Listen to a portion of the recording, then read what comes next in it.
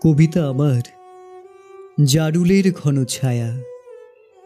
কবিতা আমার নিখুন উঠোন ঘর, কবিতা আমার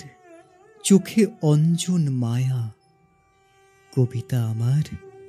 গোপন স্বয়ংবর, কবিতা আমার প্রবাসে মায়ের ছবি, কবিতা আমার অনন্ত নীরবতা, কবিতা আমার আশা বলি ভৈরবী, কবিতা আমার সারা জীবনের ব্যথা, কবিতা আমার প্রিয়তম সংসার, কবিতা আমার দৈতার এলো চুল, কবিতা আমার শব্দিত উপহার,